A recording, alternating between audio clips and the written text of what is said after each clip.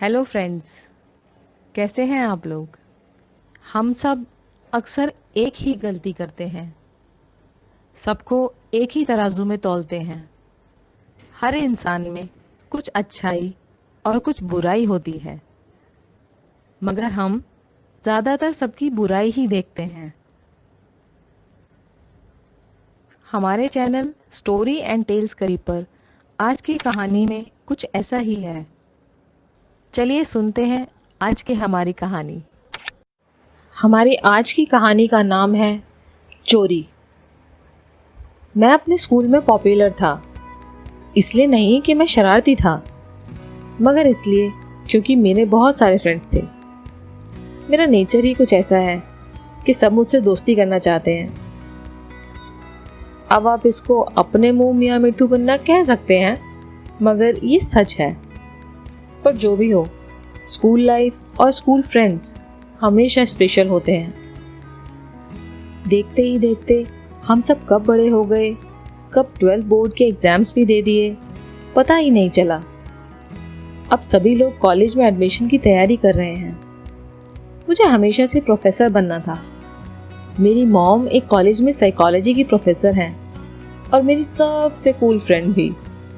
उनको देखता था तो मन में आता था, यार क्या सही जॉब है ना टीचर्स की, छुट्टियां भी मिलती हैं और सैलरी भी नहीं कटती। बोर्ड एग्जाम्स का रिजल्ट भी आ गया। अपनी सोसाइटी में मैंने सबसे अच्छा स्कोर किया। पापा कभी मेरे सामने मेरी तारीफ नहीं करते, मगर मैंने उनको फोन पर किसी से बात करते हुए सुना था, अरे भाई आखिर बेटा किसका है, I am proud of my son. और मम्मी के बारे में क्या कहूँ, उनकी आंखों का तो मैं तारा हूँ, तारा। वो बिना बात ही मेरी तारीफ करती रहती हैं दूसरी आंटियों के सामने। फिर अब तो उनके पास रीजन है मेरी तारीफ का। रिजल्ट के बाद सबकी जिंदगी की सबसे बड़ी समस्या होती है मनपसंद कॉलेज में एडमिशन। बट लकीली मेरे साथ वो समस्या ज़्यादा दिन नहीं रुकी। मुझे एक बहुत अच्छे कॉलेज में एडमिशन मिल गया। मेरे पेरेंट्स मुझसे भी ज़्यादा खुश थे, जैसे वो अपनी कॉलेज लाइफ फिर से जीने वाले हों। आज मेरा कॉलेज का फर्स्ट डे है। अरे रुक ना राघव, इधर आ, ये दही शक्कर खा के जा। शाबाश, अब जा। ऑल द बेस्ट मेरे लाल। मम्मी ने मेरी बलाएं ऐसे ली जैसे मैं किसी जंग पर जा रहा हूँ। मैं बहुत एक्साइटेड हूँ। हाई स्कूल से सोचता था कि कॉलेज लाइफ फुल एंजॉय करूँगा, और आज वो दिन आ ही गया। वैसे तो रैगिंग बैन है, मगर मेरा कज़न बता रहा था कि सीनियर्स छुप कर रैगिंग करते हैं फ्रेशर्स के साथ। But I am cool with it, मुझे लगता है मज़ा ही आएगा। क्लासरूम में एंटर हुआ तो ऐसा लगा जैसे दुल्हन अपने ससुराल की दहलीज में दाखिल हुई है। बस वहाँ चावल से भरे हुए कलश की कमी थी। वहाँ मौजूद सभी स्टूडेंट्स एक दूसरे से जान पहचान बना रहे थे, तो मैंने भी अपने कॉन्फिडेंस का पिटारा बाहर निकाला और 4-6 दोस्त बना ही लिए। वैसे ये हमेशा काम आता है, मुझे फ्रेंड्स बनाने में कभी कोई दिक्कत नहीं हुई। फर्स्ट लेक्चर में कॉलेज के प्रिंसिपल क्लासरूम में आए। Good morning students, welcome to our college. जैसे कि आप सब जानते हैं, ragging is not allowed in this college, so हमने एक ऑफिशियल इंट्रोडक्टरी क्लास एग्जीक्यूट की है। अभी आप सब लोग एक एक करके अपने बारे में सबको इंट्रोडक्शन देंगे, ऑलराइट? सभी ने इसको रैगिंग से ज़्यादा अच्छा ऑप्शन मानकर अपना इंट्रो देना शुरू किया। अपनी बारी का इंतज़ार करते हुए मैं अपनी आंखें नीचे किए कुछ सोच रहा था कि तभी मेरा ध्यान एक आवाज़ ने खींचा। Hello everyone, my name is Sheetal and I got 92% in boards. Oh, क्या आवाज़ थी वो। उस आवाज़ ने मेरे कानों में पड़ते ही सारा क्लासरूम शांत कर दिया। मैं उसको देखता ही रहा। जाहिर है उसने मुझे नहीं देखा अभी तक। तो क्यों ना उसका ध्यान भी अपनी तरफ खींचा जाए। मैं अपनी बारी आने से पहले कुछ स्पेशल लाइन सोचने लगा जिससे वो भी मुझे नोटिस करे। मैं अपने मन ही मन कुछ बुदबुदाए जा रहा था और मैंने देखा ही नहीं कि अगली बारी मेरी थी। Okay, next student please. Sir ने मेरी तरफ देखते हुए कहा, मगर मैं तो शीतल के लिए इम्प्रेसिव लाइंस तैयार कर रहा था, तो मेरा ध्यान ही नहीं गया सर की आवाज पर। सर फिर से चिल्लाए, Yes, you, Pinky boy. Sir के इस कमेंट पर पूरी क्लास हंस पड़ी। उनकी हंसी से मेरा ध्यान टूटा और मैंने देखा सब लोग मेरी ही तरफ देखकर हंस रहे थे। आज मैंने पिंक टी शर्ट जो पहनी हुई थी, इसलिए मेरा नामकरण किया सर ने। सबको अपनी तरफ हंसता हुआ देखकर मैं सारी तैयार लाइंस भूल गया और बिना शीतल को देखे मैंने अपना सिंपल सा इंट्रो दिया और बैठ गया। उसको देखता भी तो कैसे, इम्प्रेशन बनाने के चक्कर में क्लास का पिंकी बॉय बन बैठा। उस दिन मैंने शीतल से नजरें मिलाने की भी कोशिश नहीं की। अगले दिन क्लासरूम में घुसा तो सामने ही मुझे मेरी लाइफ का पहला क्रश दिखा, शीतल। उसको देखकर मेरा दिल अपनी रफ्तार से तेज क्यों भागने लगता है, मैं नहीं समझ पाया। उस दिन के बाद से हर रोज मैं क्लासरूम में घुसते ही सबसे पहले एक ही चेहरे को ढूंढता, जैसे वो मेरा लकी चार्म बन गई थी। क्लास में मेरा एक बहुत अच्छा दोस्त भी बना, विकी। वो एक दोस्त होता है ना जिसको हमारे क्रश के बारे में सारी जानकारी होती है, वो वही बन गया था। मैंने उसको शीतल के बारे में सब कुछ बताया तो उसने एक बेहतरीन दोस्त होने के नाते मुझे सलाह दी, अबे तू ऐसे ही दूर से देखता रहेगा क्या, जाकर बात क्यों नहीं करता शीतल भाभी से। अब आपको तो पता ही होगा, कोई लड़की हमारी गर्लफ्रेंड बाद में बनती है, मगर हमारे दोस्तों की भाभी पहले बन जाती है।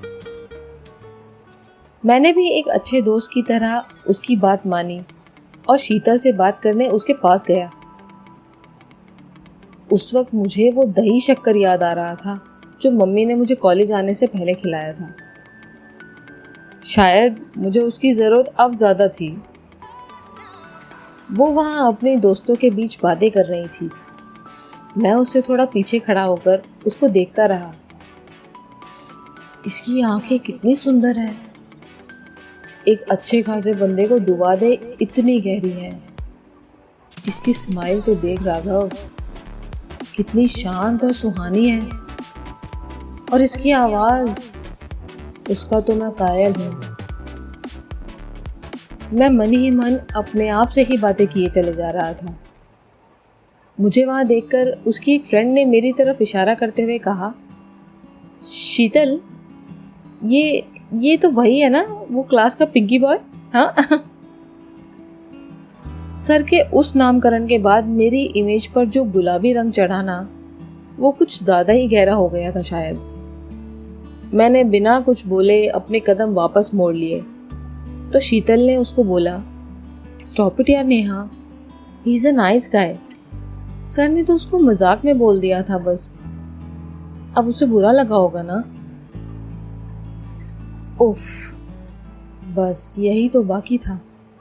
जितनी खूबसूरत वो सूरत से थी, उतनी ही खूबसूरत वो सीरत से भी थी। विकी ने मुझे पूछा, हाँ भाई, कुछ बात की क्या भाभी ने? हाँ विकी मेरे दोस्त, वो सिर्फ बात नहीं करती, वो तो दिल निकाल लेती है। मेरी इस बात पर वो जोर जोर से हंसा और बोला, भाई तेरा तो काम हो गया, तू तो दीवाना हो गया शीतल का।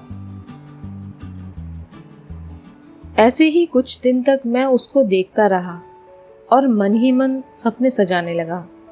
फिर एक दिन मैं उसके पास गया। वो मुझे देखकर बोली, हाय राघव। ओह माय गॉड, उसके मुंह से अपना नाम सुनना ऐसा लगा जैसे तपती दोपहरी में किसी ने गन्ने का ठंडा जूस पिला दिया हो। वो एक्चुअली विकी और मैं मूवी का प्लान बना रहे थे, बट उसने लास्ट मोमेंट पर मना कर दिया। क्या तुम चलोगी मेरे साथ? मैंने उसकी तरफ से ना सुनने की उम्मीद पूरी लगा रखी थी, मगर जैसे ही उसने कहा हाँ क्यों नहीं, कितने बजे का शो है, मेरी तो दुनिया ही रंगीन हो गई। वो एक मूवी हमारे रिलेशनशिप की शुरुआत थी। हमें 2 महीने हो गए थे साथ, एक दूसरे की हर अच्छाई और हर बुराई जान चुके थे हम। क्लास में भी अब हम साथ बैठने लगे थे। मैं, शीतल, नेहा और विकी हम लोग अक्सर साथ बैठकर लंच करते थे। एक दिन मैं नया वॉलेट खरीद कर लाया। थोड़ा महंगा था मगर क्लासी पीस था। चलो भाई, आज मेरी तरफ से मैगी पार्टी। मैंने अपने न्यू वॉलेट को शो ऑफ करने के लिए सबको ट्रीट देने का सोचा। अपने बैग से अपना वॉलेट निकालने के लिए मैंने हाथ बढ़ाया तो मेरे होश उड़ गए। मैं बैग को बार बार टटोलने लगा। विकी ने मुझसे पूछा, क्या हुआ भाई? यार, मेरा नया वॉलेट खो गया, कल ही ऑनलाइन ऑर्डर किया था मैंने। मेरी बात को मजाक समझकर विकी हंसने लगा और बोला, अच्छा, पार्टी देने के नाम से वॉलेट गायब हो गया। ऐसे नाटक ना बहुत देखे हमने। चल चल पैसे निकाल जल्दी। भाई सच में तुझे मजाक लग रहा है? ये देख, मेरा बैग खाली है। मैंने परेशान आवाज में उससे कहा। हम चारों एक दूसरे को देखने लगे और मैगी का ऑर्डर कैंसिल करके क्लास के लिए निकल गए। मगर मेरा वॉलेट कहाँ चोरी हुआ, ये बात मेरे दिमाग से नहीं निकल रही थी। कुछ दिन बाद मुझे नया आईपैड मिला। मैं उसे अपने फ्रेंड्स को दिखाकर फ्लॉन्ट करने लगा। क्लास के बाद शीतल और मैं चाइनीज फूड स्टॉल पर गए। वहाँ बातों बातों में मेरे आईपैड की बात छिड़ गई। मैंने सोचा थोड़ा यहाँ भी दिखावा करता हूँ अपने आईपैड का। मगर ये क्या, वो भी मेरे बैग से गायब। अब मेरा दिमाग गर्म हो गया था। पहले वॉलेट और अब आईपैड। मेरा सीधा शक एक ही इंसान पर गया, विकी। मैं शीतल को ड्रॉप करके विकी के घर गया।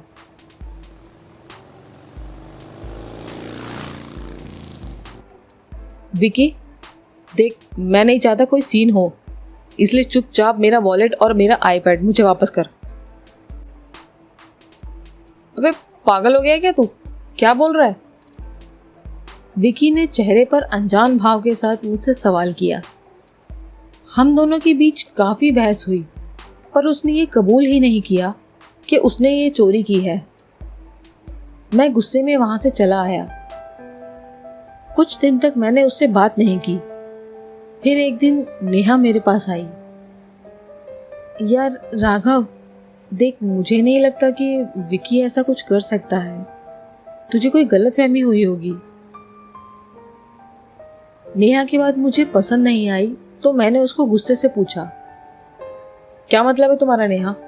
विकी के अलावा और किसी की हिम्मत है जो मेरे बैग को हाथ लगा सके? आई नो राघव, तुम सही कह रहे हो शायद, मगर जो तुम्हारे साथ हुआ है वो मेरे साथ भी हो चुका है। नेहा ने कुछ बातों से पर्दा हटाते हुए बोला, पिछले महीने मैंने एक इम्पोर्टेड परफ्यूम लिया था। मैंने वो अपनी फ्रेंड्स को दिखाया और कॉलेज के बाद जब मैं घर गई तो मेरे बैग में वो परफ्यूम नहीं था। मुझे लगा क्लास में किसी लड़की ने चुराया है, इसलिए मैंने किसी से ये बात नहीं की। पर जब मैंने देखा कि अब ये चीज तुम्हारे साथ भी होने लगी है तो मुझे लगा मुझे ये तुम्हें बताना चाहिए। उसकी बात से मैं हैरान हो गया और सोचने लगा, अगर विकी नहीं है तो फिर कौन है? इतने में विकी वहां आया और मैंने उससे माफी मांगी। फिर विकी, नेहा और मैंने मिलकर एक प्लान बनाया। अगले दिन विकी एक नया सेल फोन लेकर आया और उसको हम सभी को दिखाने लगा। लंच ब्रेक में उसने जानबूझकर अपना बैग डेस्क पर छोड़ दिया और अपना न्यू फोन भी वहीं रख दिया। बाहर जाकर हम तीनों दीवार की साइड से झांकने लगे। पहले कुछ देर तो वहां कोई नहीं आया और फिर वहां किसी ने वो सेल फोन उठाकर अपने बैग में रख लिया। शीतल? तो ये सब शीतल ने किया, मगर क्यों? उसको ऐसा करता देखकर हम तीनों वहां पहुंचे और शीतल को रंगे हाथों पकड़ा। मैंने शीतल से ये सब सामान चुराने की वजह पूछी तो उसकी आंखों में आंसू आ गए और वो वहां से रोती हुई चली गई। मैंने घर जाकर अपनी मॉम को सारी बातें बताई। मॉम ने कुछ सोचा और कहा, अच्छा एक काम कर, कल तू शीतल को घर बुला और हाँ, थोड़ा प्यार से बात करना, ठीक है?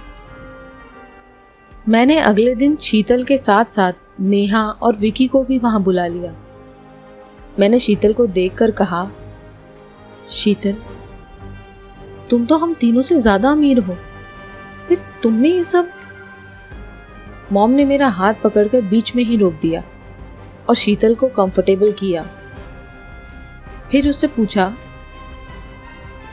बेटा शीतल, तुम्हें जो भी कहना है बिना डरे कह सकती हो, शायद मैं जानती हूँ तुम्हारी प्रॉब्लम। शीतल ने शर्मिंदगी से भरी हुई नजरों से उन्हें देखा और बोला,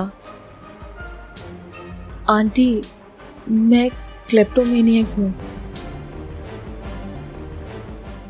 ये सुनते ही मेरी मॉम ने अपने माथे की सिकुड़न को सीधा किया, जैसे उनको ये पहले ही पता था, बस शीतल के मुंह से सुनना चाह रही थी। मॉम ने हम सबकी तरफ देखा और बोली, तुम लोग शीतल से नफरत मत करो, तुम्हारी दोस्त बीमार है, उसे तुम्हारी जरूरत है। क्लेप्टोमेनिया एक इम्पल्स कंट्रोल डिसऑर्डर है।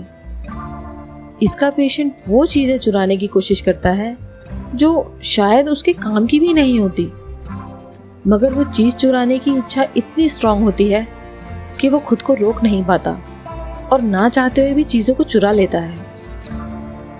समाज ऐसे लोगों को सीधा सीधा या तो चोर या पागल करार करता है, इसीलिए लोग ऐसी बातें अक्सर किसी से शेयर नहीं करते हैं। मैं शीतल का दर्द समझ सकती हूँ, शायद उसने अब तक अपने पेरेंट्स को भी नहीं बताया, है ना? हम तीनों मॉम की बातों को समझने की कोशिश कर रहे थे और शीतल अपनी नजरें नीचे किए बस उनको सुन रही थी। शीतल बेटा, तुम्हें किसी से शर्माने या घबराने की जरूरत नहीं है। तुम्हें ये बात अपने पेरेंट्स को बतानी चाहिए, वो तुम्हारा ट्रीटमेंट करवाएंगे। ये लड़ाई सिर्फ तुम्हारी नहीं है बेटा, तुम्हारे पेरेंट्स की और तुम्हारे इन बेस्ट फ्रेंड्स की भी है। मॉम की बात सुनकर शीतल उठी और उनके गले लग गई और खुशी के आंसुओं को छलकाते हुए बोली, राघव ठीक कहता था आंटी, आप वर्ल्ड की सबसे कूल मॉम हो। Thank you. आपको मेरी आज की स्टोरी कैसी लगी मुझे कमेंट करके ज़रूर बताइए, और अगर आपको मेरी स्टोरी पसंद आई हो तो इसे लाइक ज़रूर कीजिएगा।